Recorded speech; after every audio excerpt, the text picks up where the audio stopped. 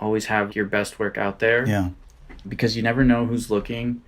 And if you're prepared, if your work is prepared, and that opportunity comes knocking, you're ready. Absolutely. Recorded at the Kitchen Studios. This is the Pencil Pushers Podcast. Welcome, Leadheads, to another episode of the Pencil Pushers Podcast. I'm, of course, your humble host, Mike Rosado, and I'm really excited to share with you my conversation with the uber-talented illustrator, Ricky de Los Angeles. Ricky is currently a character artist for Disney products, where he gets to flaunt his multi-versatile artistic stylings for all the characters we've all grown up loving. Listen in as we talk about a day in the life of a character artist, his love for caricature art, and how he stumbled along the way like most artists to quote-unquote make it, and what he's learned along the way about how to succeed in this hyper-competitive industry. I've loved getting to hear his story, and I think you will too. This is a fun one, folks. So do me a favor, sit back, relax, and enjoy our chat with Ricky.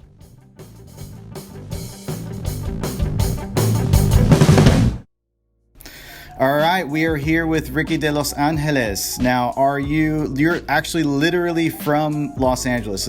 Is that right? Am I right? Yeah.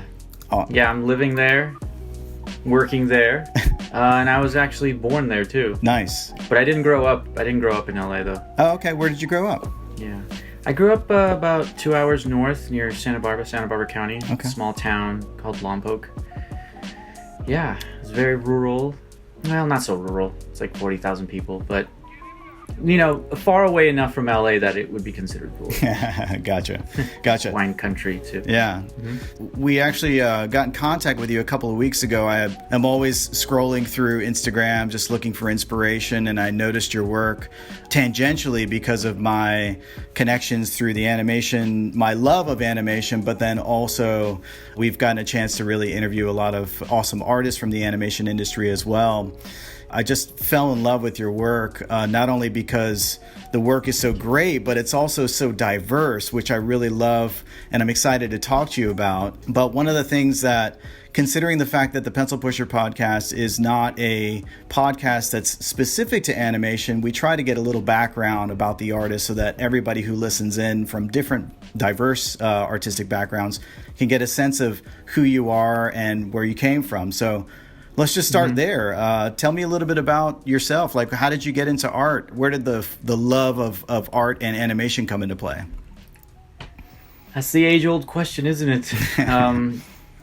Well, I grew up a 90s kid, so I grew up in the 90s Disney Renaissance. Aladdin, Lion King, Beauty and the Beast, those films had a huge impact on me artistically. And it was also the same era as kind of the Spielberg era, like E.T., Jurassic Park, all those Back to the Future. That whole time frame was really inspiring too. So I loved movies, I loved cartoons, Nickelodeon, Ninja Turtles. My brother and I were huge Ninja Turtles fans. One Christmas everything we got was Ninja Turtles, toys, pajamas, everything. So that really fueled my creativity. So I was just always drawing. My brother and I would draw. We'd get coloring books. We'd copy the drawings. I remember copying the characters off of cereal boxes because I just loved. I understand now that what was fascinating me was appeal, the weird science behind appeal. This character just looks good. I don't know what it is about it, but I need to draw that. When you were a child, was that something that you knew that appeal was a thing, or was it just you just were drawn to it and it didn't really, you couldn't conceptualize it at first? Yeah, no pun intended. I was drawn to it. There was something pulling me in about. I remember freeze framing my Aladdin VHS tape for all the genie sequences because there was so much going on in his animation, and once I figured out I could pause and go frame by frame, I was so fascinated by all the squash and stretch and smears and things, and I would put a piece of paper over the TV and try to trace the drawing. Good old Eric Goldberg. Yeah. I became him, and Glenn Keane were big influences at the early onset. I remember trying to draw like Glen Keane so much in high school. So was he the big guy? Were you watching all of the classic behind the scenes footage or videos and stuff like that would come out with Mark Henn and Glen Keane and Andreas Deja and stuff like that? Yeah.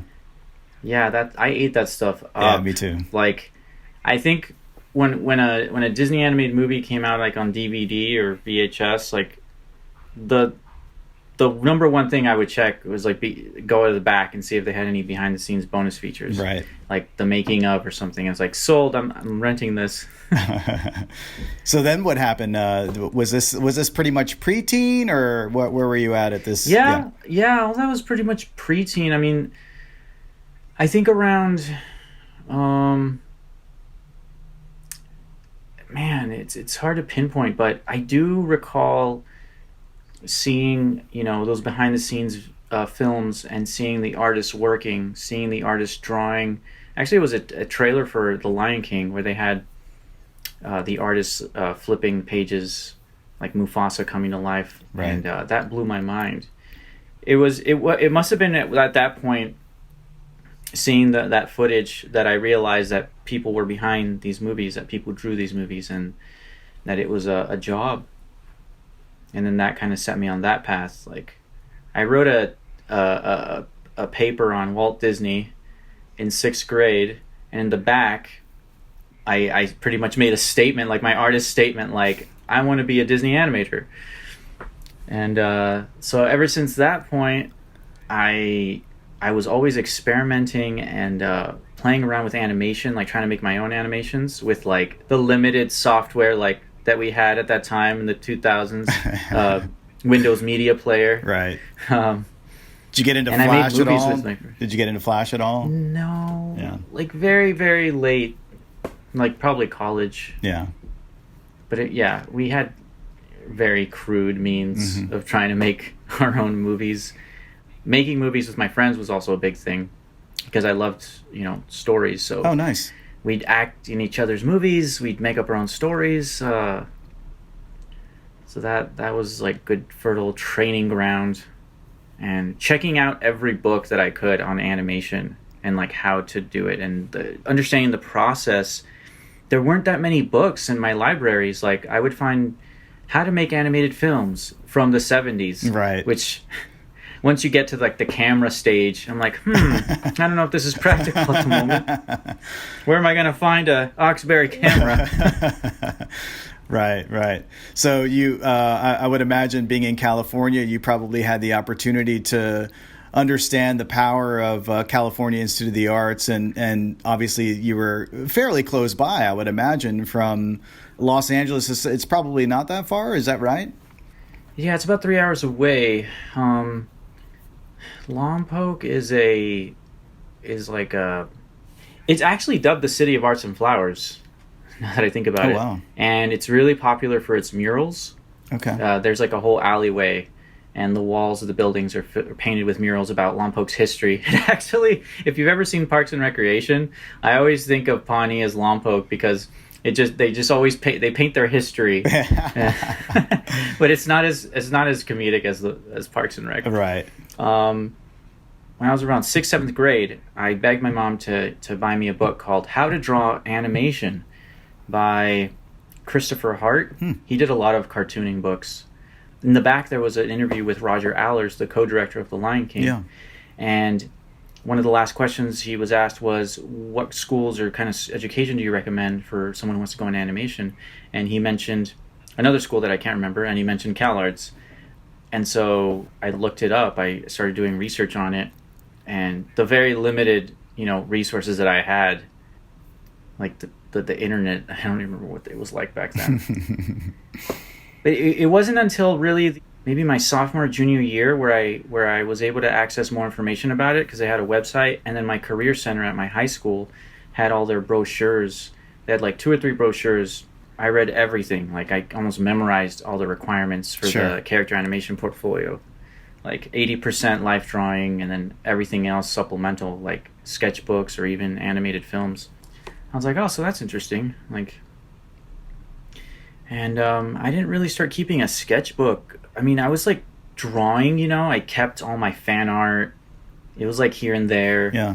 I started keeping a sketchbook like in my senior year, and I would draw observationally whenever I guess I felt like it. Did you have any mentors that you were showing your work to that were keeping you kind of on the right track before you got into the university, or? Up until high school, I didn't really have an artistic mentor. I think my parents' support, like they just let me do my thing, you know, my wild and crazy ideas. Like I'd borrow my dad's camera and go shoot my movies, and they just let me do it. They just let me explore my creativity and figure it out. But it's weird. Like I just learned everything on my own. Like, and I had some. I'm not trying to toot my own horn or anything, but I had some kind of education. You know, I took advantage of every art project we had in like grade school and middle school, and I just threw myself 100%. And Disney was a big influence on me, so you know, my art would kind of look like Disney drawings. You know, I was trying to like master that appeal, and then I maybe one art class, like a community art class, I remember drawing a van, the Ninja Turtles van. Yeah. And my teacher like having me get up, and he pointed to the window. That's a real van. Wow, that's very so encouraging. Yeah. But I kept at it, and then you know I took art classes in high school, and I discovered graphic design, and I took a lot of classes in that, and that helped me actually learn Photoshop and Illustrator software. And then I learned, you know, graphic design, which was a whole different world to me. Yeah. And I was like, oh, that totally makes sense. Someone has to design a chair and make it. Yeah, it's interesting. It's interesting about graphic design too, and the idea, the concept of appeal. And I was just talking to another guest a couple of weeks back about this. She's actually a mural artist, and she's getting into graphic design as well. And the importance of graphic design in the sense that you're trying to basically remove as much information as possible so that you're getting to the most important elements that make something appealing, that make someone want to be drawn to it, right? Mm-hmm. And I actually noticed that a lot with your work. You can see the graphic design background, I guess you could say. So it's interesting that did you find graphic design to be an interesting medium for you? Thank you. Even independent to having it serve, you know, your sort of artistic purposes for animation in some ways? Yeah, I think what drew me drew me to it in the first place was seeing a classmate on the bus sketching like logo designs. And you know, at that point in high school, I don't see anyone else drawing but myself. So seeing someone else sketching was like really interesting. Like, hey, what are you drawing?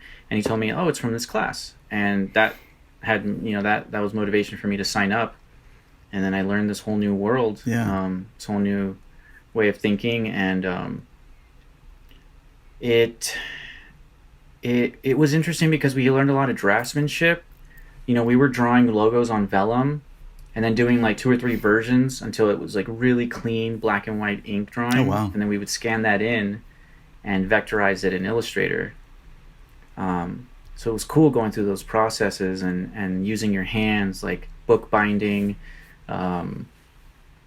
poster. We did it all: poster design, editorial, magazine, illustration. I learned about the history of graphic design, all the design movements and things. Mm-hmm. Art Deco is probably my favorite one. So yeah, it definitely added a different kind of a beneficial creative tool set. Yeah. You know, than just animation and cartooning. Yeah. So when you got accepted into CalArts, was it for animation? Because I know obviously you can go there for film, you can go there for acting. I mean, there's various things. So was it very specific to animation in particular? Or? Yes. Okay. Yeah, the character animation program in the School of Film and Video. It sounds like Hogwarts. They all have there's different schools within the school. Sure. You know? There's the School of Music, School of Theater. Yeah, it was for animation, and that was the same program that my heroes went to, like Glenn Keane, and that was also a big selling point for me. Mm-hmm. to go to there because of the alumni, the reputation, the exposure to the industry. You know, they have film festivals and they have the studios come and see the student work. Yeah. Also, the admissions process, you know, it was based mostly on talent and your portfolio. And my grades, you know, really sucked. So I thought that this was probably the only school I was ever going to get into, hopefully.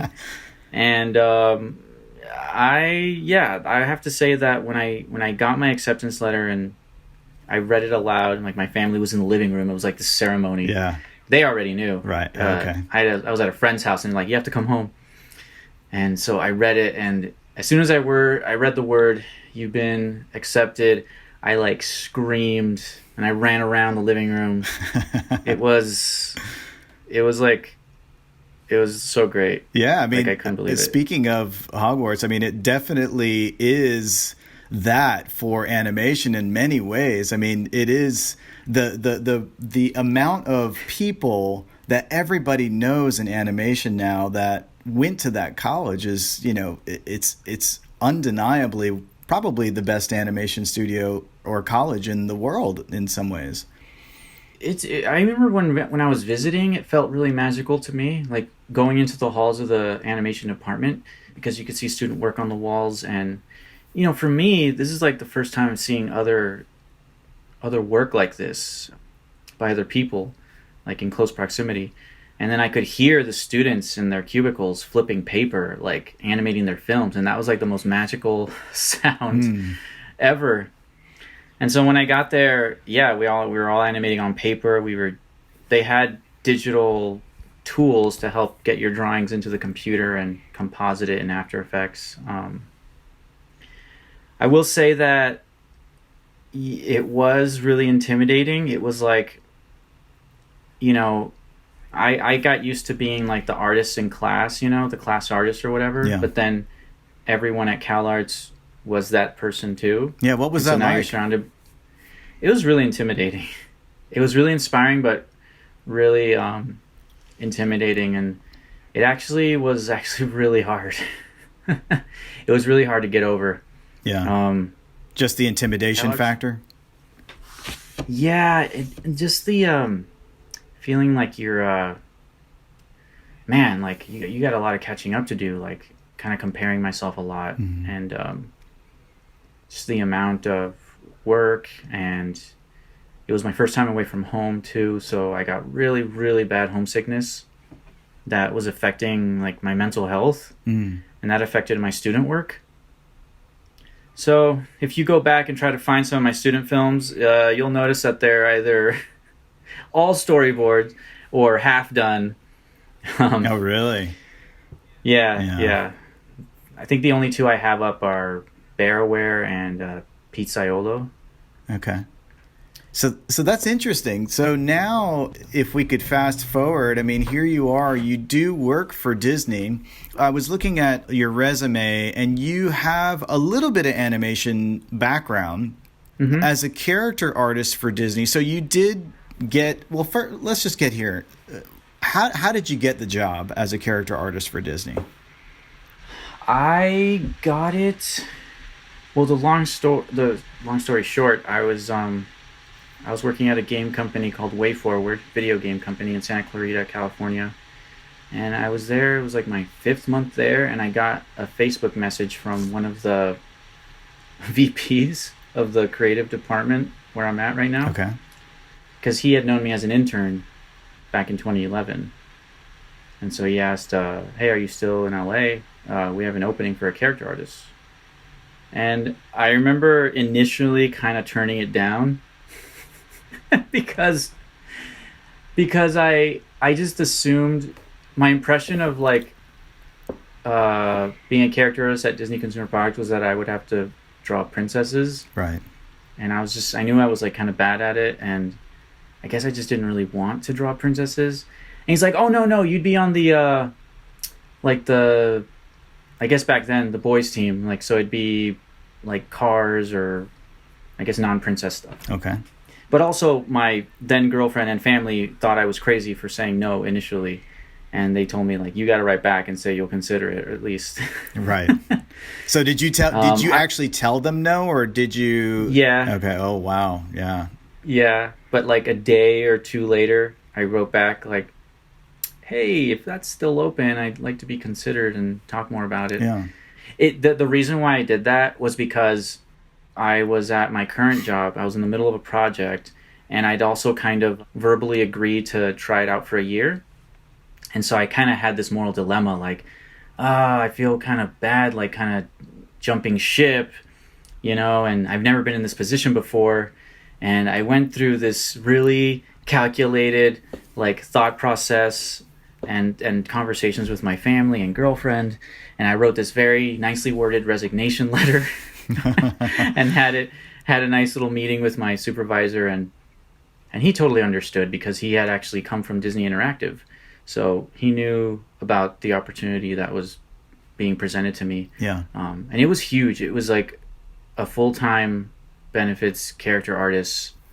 So this was big for me because I had been going kind of like from temporary job to part-time gigs, because I was also a part-time caricature artist, drawing at parties and weddings on the weekends. Oh wow.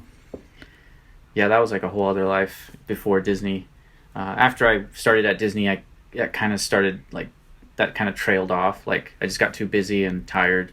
It's obviously a passion you have though, because right now you're running a series of caricatures on Instagram, which are really really awesome. That I'm very behind on. Oh, right. Oh, is it a 30-day thing, challenge kind of deal? Yeah, for January. Yeah. But I'm like determined. I'm determined to get through it all. I'm determined. Yeah, it's really great, man. It's again another one of those styles. It has that definitely a tip of the hat to Hirschfeld, right? Is it Hirschfeld? Alan Hirschfeld? Yeah. Thank you. Yeah, he is definitely a titan of caricature and a big influence. For sure, yeah. When I was at CalArts and I was studying Eric Goldberg's work, he mentioned Hirschfeld as an influence and, an influence on the genie. And it was really until CalArts where I really started looking up Hirschfeld, and at the CalArts library, they had a ton of his books. And I realized that I recognized this work. I've seen it somewhere. And man, I just ate it up. I just ate all of those images up, and that really influenced my caricature style. Steven Silver was also a huge influence on me when I was starting out as a caricature artist. His story actually was really inspiring because he started as a caricature artist and then transitioned into animation as a character designer. Who is this? And Steven who? Steven Silver. Steven Silver. He designed the characters for Kim Possible. Oh, okay. The animated series, yeah. And Danny Phantom. Yeah. So that set me on that path, especially when 2D animation was kind of in a decline, and I was kind of lost after CalArts. Like I wasn't sure where my creative career was going to go. Yeah. But caricatures was like a nice backup plan, and I almost didn't really go through with it because I was really doubtful. I had so much self-doubt post CalArts, and my dad was like, you should draw caricatures at the swap meet, our local swap meet. I'm like, Dad, no one is going to buy caricatures or art when they're going there to save money. But I did it, and it was actually quite a success. I think I made like $50 because I was selling my caricatures for dirt cheap because I was testing the waters, right. See if anyone would bite. Yeah, sure. From then on, I guess my little caricature business took off, and that's what I started doing there until I really needed like a bigger market. So I moved to LA. Okay. And so really my first job in LA was as a caricature artist at the LA Zoo for a company called Goofy Faces Caricatures. Wow. And the owner there, he introduced me to this convention called ISCA, the International Society of Caricature Artists. And he says, you have to go. It's awesome. And so I went, and it was in San Antonio, Texas that year. And it's a week-long caricature convention with workshops and seminars, but for the whole week, everyone is a caricature artist there from around the world, and we're all just drawing each other. We're all just drawing each other in this hotel lobby. And if you're competing, you get to put your artwork on a wall, like a designated space on the wall. Right. And at the end of the week, everybody votes for different categories. Okay. And I met so many new friends, and it was like discovering animation and graphic design all over again. Like, it's a whole different world. That sounds It's amazing. a different creative world, and everyone there was just so unique and quirky, and Yes. but also exposed me to like all the different styles of caricaturing that you could do. That's funny. I kept it like, sorry, go Yeah, I ahead. was just going to say it's funny because typically, you know, aside from the Hirschfelds of the world, typically you think of like you go to the fair or you go, you know, some street art show event or whatever. Most of the time Yeah. they kind of have a similar feel to them. You don't think of them as being do. very, you know, disparate from each other in terms of style. It's interesting. Yeah, because that's what I always thought. I always thought of caricature as that theme park style. Right. But when I got to ISCA, it blew my mind. It's how many approaches you could take, and the artists from Japan, like, oh, their stuff was like so simple and clean and graphic. Sure. Did you go to that convention at the time when you were working as a character artist? No, that was I think that was 2 years before I started at Disney. Okay. Yeah. Yeah, gotcha. A few months before Disney, and before the video game animator job, I had gone on you could say, a caricature tour with a group of other caricature artists called the California Boys. And we went from state fair to state fair, drawing at different This sounds locations amazing. in Maryland, Pennsylvania, New York, Yeah. Virginia. And we stayed in hotels. We were like a band. Wow. That's so cool. And it allowed me to see like that side of the country in just a totally cool way that I would never have planned myself. Yeah. And how many You people know? were you with when you did this little tour? We were a group of about 5. Okay. Yeah. So it really was like Yeah. a band. Yeah, and we would rotate. Like half of us would do a shift during the week, and then the other half would do.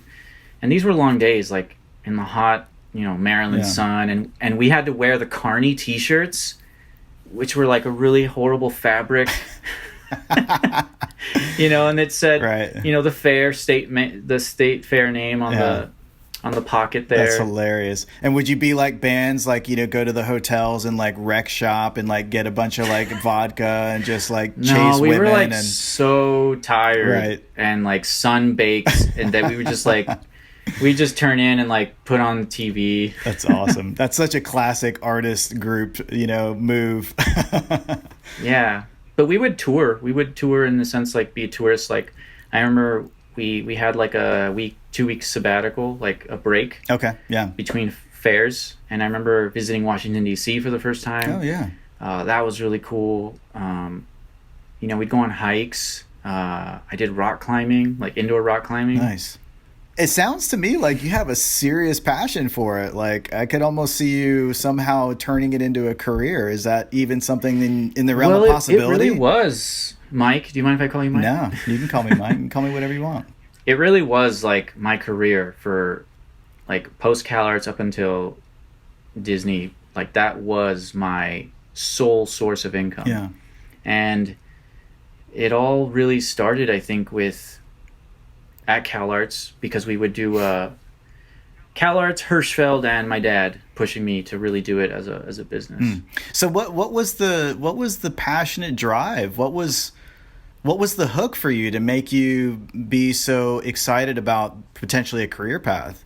What was the draw? So my first, it was definitely Al Hirschfeld's influence and Steven Silver's, but then the actual act of drawing people live was really thrilling.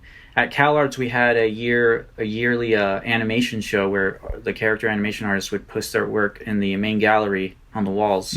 And then we all set up chairs, like plastic chairs and easels. And we would draw the student body. Like, it'd be just a huge party, like people having a nice time, and we would draw their caricatures, and people were laughing, and it was just such a great energy. Yeah. So that was like the first time I really experienced that. And so, drawing at private parties or weddings, you have that same reel. You have people behind you. It's almost like people watching you. People watching you kind of gives you that adrenaline. Sure. And it fuels your drawing. Yeah. And also like revealing the drawing to the clients and the guests and getting their reaction is also very gratifying. I guess it's almost like a high in a sense. Sure. I mean, in a lot of ways, it really is like being in a band. As I mentioned to you earlier before we started, I'm also a musician. So being a musician, one of the great things that's different than being an artist a lot of times is, you know, with an artist, you're holed up in an office, a room by yourself for the most part.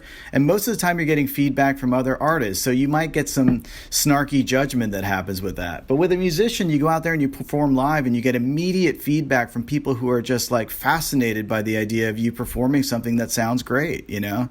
So I could see how you could feel that appeal and almost have this idea that it was kind of like being in a band, right? Yeah. I mean, it is almost like it's like performative, you know, you're putting on a performance. Sure. I would try to like dress real nice, you know, like almost like a magician, you know, so people would take me seriously in a sense, because there were times where I would just dress like regular clothes to a gig and like, no, this doesn't feel right. Like I need to make a presentation. Sure. And it was really fun. And also the fact that people are taking my art, you know, they're taking it home, they're framing it. I'm getting an immediate reaction to my drawings.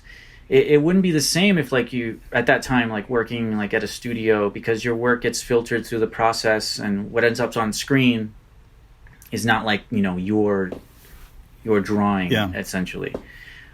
So that definitely was what was fun about it, the crowd pleasing and the and it paid pretty well, you know, like a few gigs on the weekend, you know, helped pay my rent and get me by. Yeah. So that's super interesting. So let's contrast that with, you know, your day job now is very, in many ways, it could be seen as a dream job, you know, to a lot of people. I mean, so not to minimize it, or, you know, I'm not even opening it up for minimizing what kind of career, you know, what kind of job you have now. But let's just talk about sort of like a day in the life of being a character artist for Disney. First of all, can you explain a little bit about what it is that specifically you do? We kind of touched on that a little bit. But what does a day in the life look like, considering that you've got to now talk to art directors and you've got to make sure that things are on brand, and how much flexibility do you have within that realm? Yeah. When I started, this world of consumer products was like a totally new thing, but it wasn't too foreign to me because there was an element of graphic design, because we do have graphic designers who design patterns, badges, essentially a character with maybe added graphics or text put together. So consumer products, like our department, Disney Creative, we create all the 2D character art and graphics that go along with it and package it up for licensees to use on their product. Like, let's say Target. Okay. They download it from like a server that we have, and they use that character art and put it on their t-shirts or their mugs or their pajamas. Yep. Does that make sense? Yeah, absolutely. Yeah, 100%. That's like the most basic way I can explain it. And, you know, we have a lot of different types of licensees, like home goods, sleepwear, toys. The application of the art has a lot of different uses. And that's what I learned early on too, was that I was like trying to, you know, when I was assigned a project, I think I would be too precious with it. Like I try to make like an illustration and put too much detail and texture. And the art directors would say like, no, don't do that, because when it gets reduced, you can barely read any of it. Yeah, right. You're gonna lose all that detail. So that was hard because I really wanted to illustrate, but I also learned how to make things work for product, make sure that things could read at a smaller scale if they had to be shrunken down. Yeah. Not only am I an illustrator, but I'm also a graphic designer. And one of the things that I find power in with graphic design is the element of having constraints, like the power of having some constraints. Do you feel that too? Or do you feel the opposite? Do you feel like you wish you didn't have the constraints of what, I mean, truth be told, this is a very, very huge corporate brand. And so there's probably a lot of restrictions, even though as I'm looking at your artwork here on your website, you're seeing a vast display of artistic expression. What do you think about constraints in terms of, your day-to-day projects that come through? Yeah, at the end of the day, the work that we do has to be reflective of the brand, like it's Disney, but also we try to push the creativity and try new things, especially like with Mickey, trying new things, new styles. And who starts that? Who instigates that? Is it a creative director that you? I think it's usually, it might be the folks who maybe pay attention to trends, and that kind of trickles down to the creative. Oh, wow. Like, yeah. Can you guys create something that's more adult and kind of maybe edgy, but still keep it Mickey? Right. So it's our job to figure that out. Sure. Actually, speaking of Mickey, I'm actually wearing a shirt that they commissioned a Japanese artist to do. Okay. And they just draw it in your own way. And they just made a whole line out of this. That's awesome. Yeah, so the constraints are fine. I think good constraints are like, okay, we can only make 3 poses for this style guide. Because otherwise, sometimes I come up with like so many different pose concepts. Yeah. And, my creative self wants to do it all. And so those constraints are good. Yeah. Okay, limited to 3. That's cool. Yeah, right. Do you consider yourself to be a pretty versatile artist, or what's your view of your art at this point in your career? Yeah, I could say that, because I'm never like content drawing one way or one medium or one color palette. Like, I'm just constantly trying new things and changing things up. I think when I look at my stuff, I do see kind of a reoccurring theme, and that's animals. Like, I look at my portfolio, I'm like, man, maybe I should throw some humans in there at some point. Right. It's like, oh, but I'm really enjoying drawing these llamas right now. Yeah, it's just wherever like that creative like curiosity leads me. Sure. The only mediums, like traditional mediums, that I really dabble with on a frequent basis is watercolor and ink, like quill pen ink. Yeah.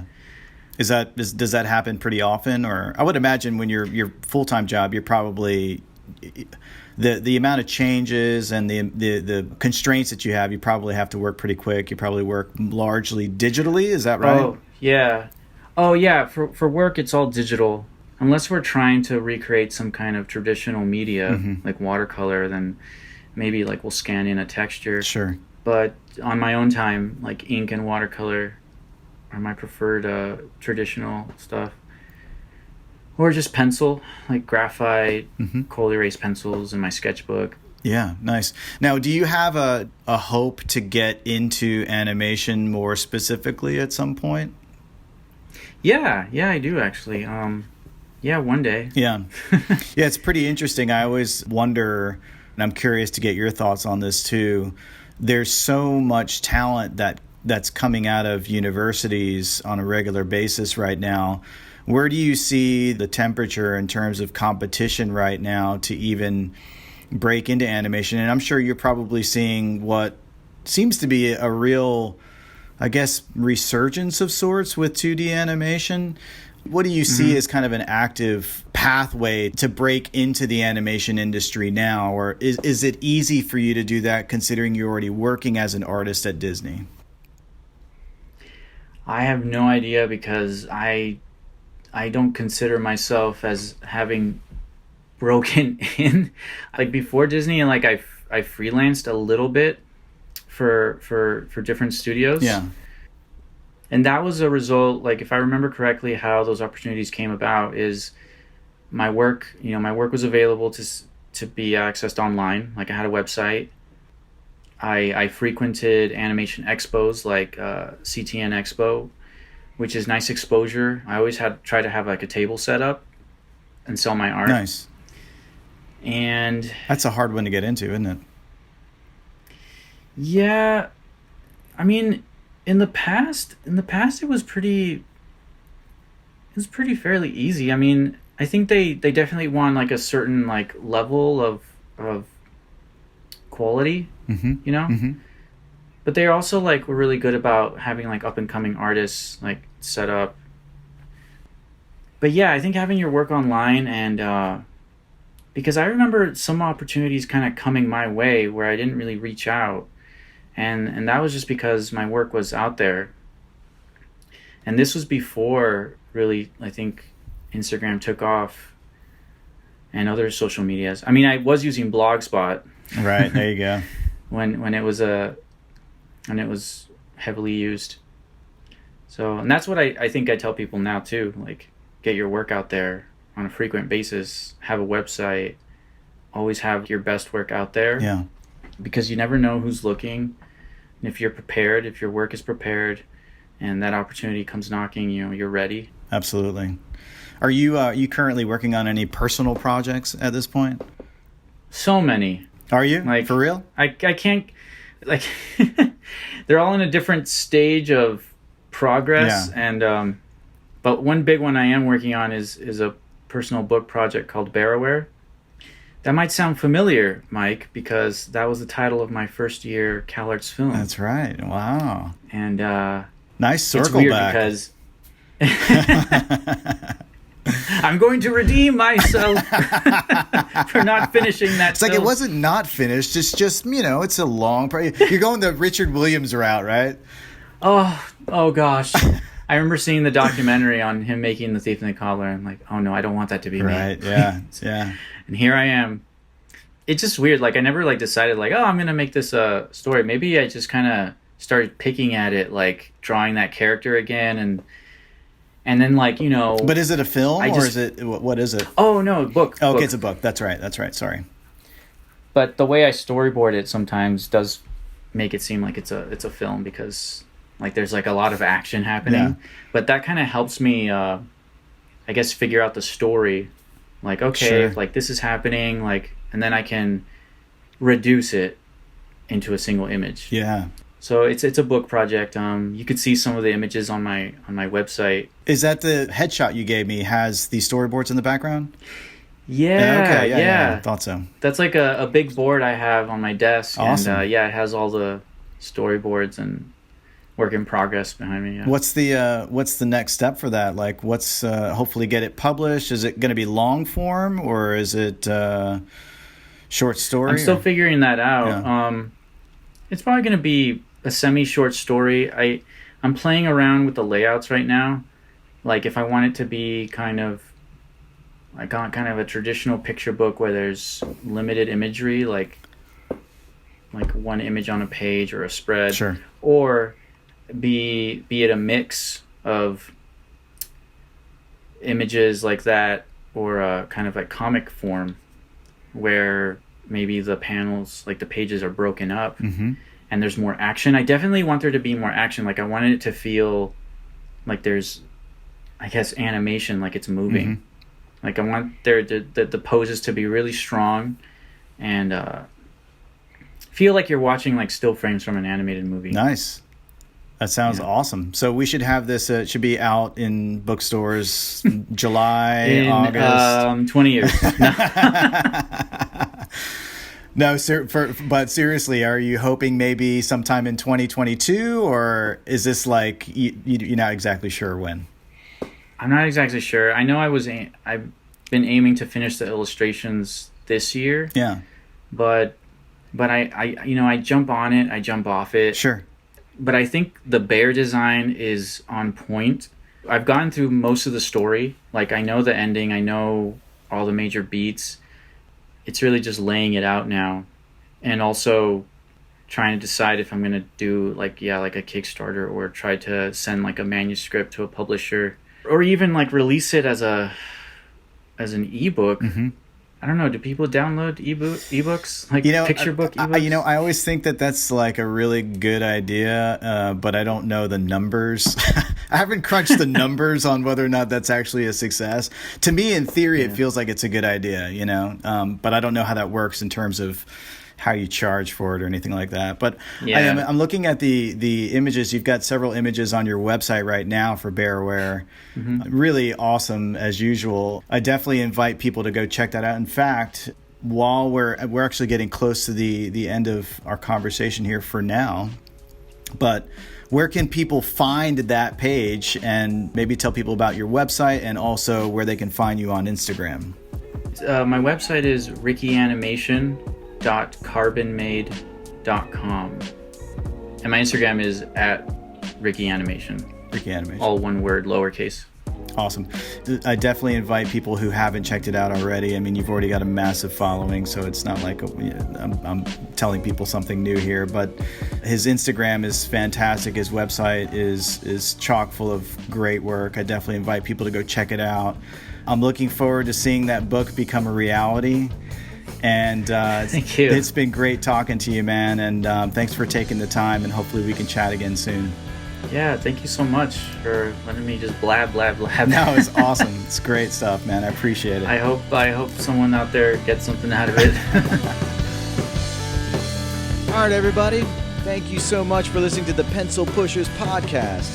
Follow us on Instagram at the Pencil Pushers Podcast for visual representation of our guest artwork, topics discussed, and anything else that contributes to the show. So be sure to subscribe. Tell a friend. Tell lots and lots of friends. Become a Leadhead. And we're out.